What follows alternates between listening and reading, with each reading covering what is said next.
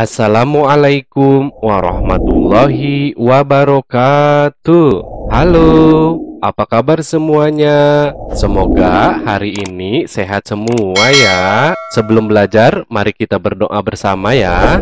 Bismillahirrahmanirrahim. Raditu billahi robba wabil islami dina Wabi Muhammadin nabiyya wa rasula. Rabbi jidni ilman warzuqni fahman. Mari belajar bersama. Sahabat Abi dan Umi, untuk hari ini kita memasuki pembelajaran yang ke-6. Pembelajaran ini merupakan pembelajaran yang terakhir di tema yang kedua ya. Pada bagian ini kita akan mempelajari kosakata yang berkaitan dengan keragaman benda pada teks cerita yang berjudul Menunggangi Kuda. Kunjungan terakhir menuju kebun binatang. Benny bersama teman kelasnya membeli tiket. Ia ikut antrian yang panjang. Benny ingin mengunjungi gajah. Sekarang kita beralih ke ayo membaca. Bacalah teks bacaan berikut dengan lafal dan intonasi yang tepat. Kita lihat teks ceritanya ya. Di sini berjudul Menunggangi Gajah. Di kebun binatang Ragunan, Benny ingin menunggangi gajah. Ia bersama guru dan teman lainnya membayar sewa naik gajah. Mereka dipandu oleh pemandu di kebun binatang, khususnya yang bertugas mengurus gajah. Benny berhati-hati menaiki gajah. Langkah menaiki gajah yaitu siapkan gajah dalam posisi kaki menekuk. Gajah akan menekukkan kakinya setelah mendengarkan aba-aba dari pemandu. Pemandu pertama kali menaiki gajah. Penumpangnya akan dibantu menaiki gajah oleh pemandu lainnya. Setelah kaki gajah ditekuk, penumpang langsung menaikinya. Kita lanjutkan ke halaman berikutnya. Gajah akan berdiri setelah diberi aba-aba oleh pemandu. Caranya dengan menepuk kaki pemandu itu sendiri ke bagian gajah. Gajah mengangkat kakinya tanpa merundukkan badan. Setelah berdiri, pemandu kembali menepuk kakinya dan gajah mulai berjalan. Saat berjalan akan terasa sedikit oleng, tetapi lama-kelamaan akan terbiasa. Kita lanjutkan lagi ke bagian ayo berdiskusi. Diskusikan dengan temanmu makna kata berikut.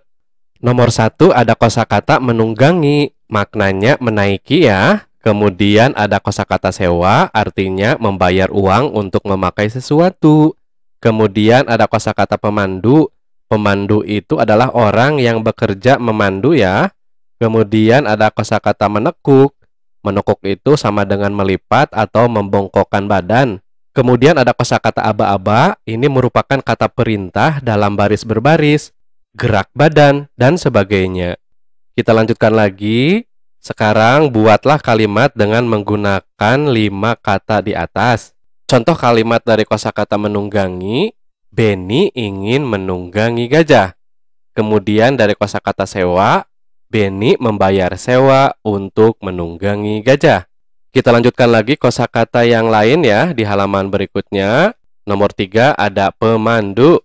Contoh kalimatnya, pemandu di kebun binatang sangat ramah. Kemudian gajah menekukkan kakinya. Dan yang terakhir nomor 5 ada kosakata aba-aba. Pemandu memberi aba-aba kepada gajah.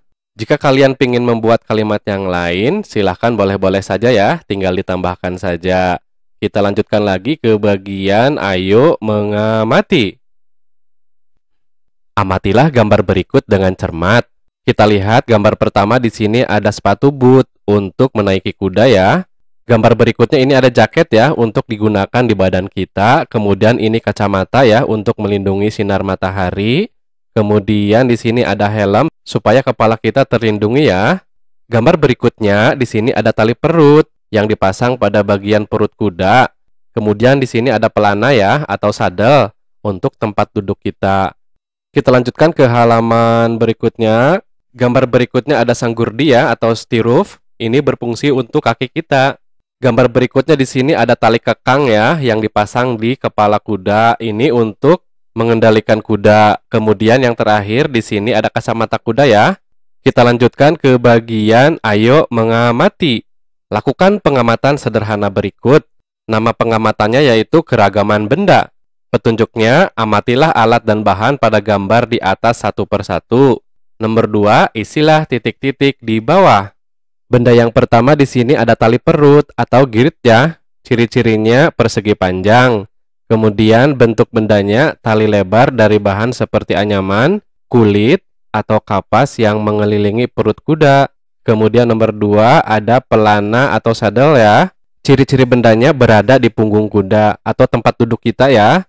Dan bentuk bendanya alat penyokong untuk menunggang kuda atau tempat duduk. Kita lanjutkan lagi ke halaman berikutnya. Nomor 3 ada alas pelana atau saddle pad.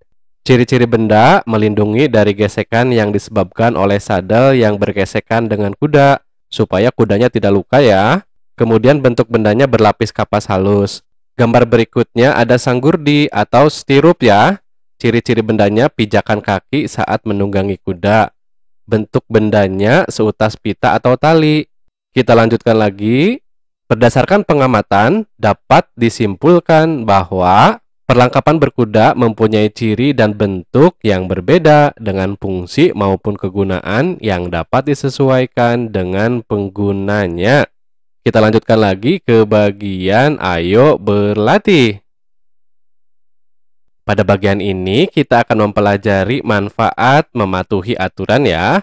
Sekarang, ayo bacakan hasil pengamatanmu ke depan kelas. Apa ya manfaat mematuhi aturan naik kuda? Kata Udin. Kita lanjutkan lagi ke halaman berikutnya. Agar tidak jatuh saat naik kuda dan agar kuda tidak liar. Jawab Beni. Kalau akibat tidak mematuhi aturan naik kuda apa? Tanya Udin. Kemudian Beni menjawab, kuda bisa liar atau memberontak dan membahayakan keselamatan penunggang kuda. Penunggang kuda bisa jatuh. Jawab Beni. Kita lanjutkan lagi. Ayo berdiskusi. Diskusikan dengan teman sebangkumu. Nomor 1, bagaimana manfaat mematuhi aturan di tempat wisata dalam kehidupan sehari-hari? Kalau menurut Abi, manfaatnya antara lain tempat wisata akan tetap terjaga keindahan, kerapihan, atau kenyamanannya. Kemudian nomor 2, bagaimana akibat perilaku yang tidak sesuai dengan aturan di tempat wisata? Dapat mengganggu kenyamanan pengunjung lain atau membuat tempat wisata kotor jika membuang sampah sembarangan.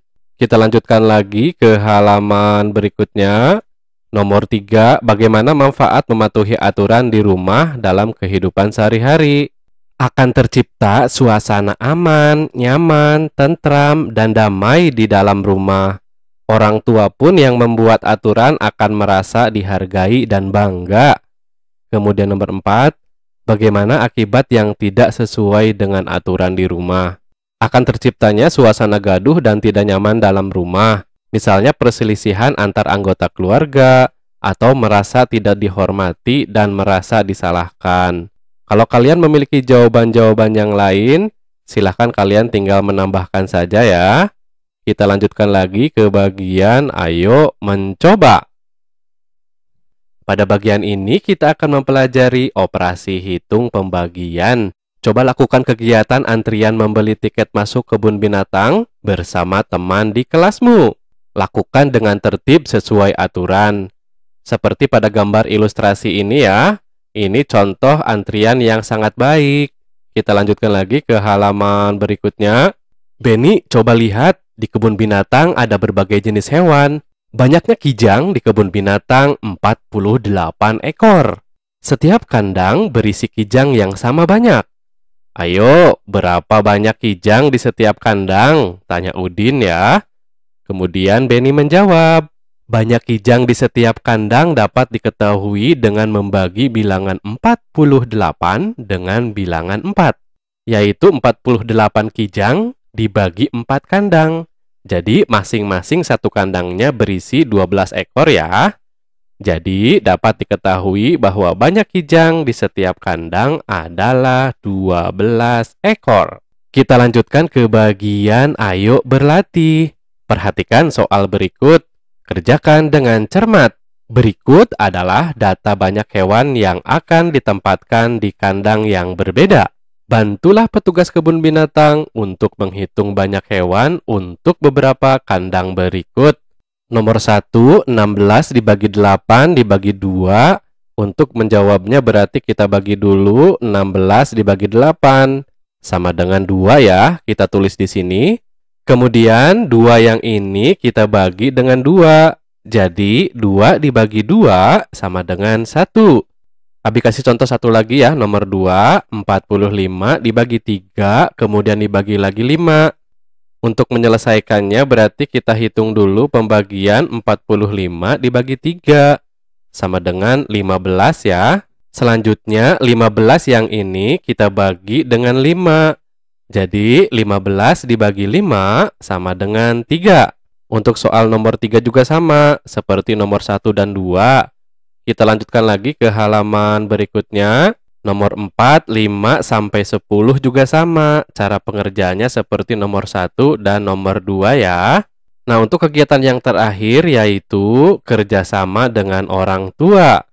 Orang tua membimbing siswa dalam menjelaskan manfaat mematuhi aturan di tempat wisata. Sebelum diakhiri, mari kita berdoa bersama. Bismillahirrahmanirrahim. Allahumma inni istaudiuka ma'alam tanihi fardudhu ilayya inda hajati wala tansanihi ya rabbal alamin. Semoga bermanfaat. Terima kasih. Wassalamualaikum warahmatullahi wabarakatuh.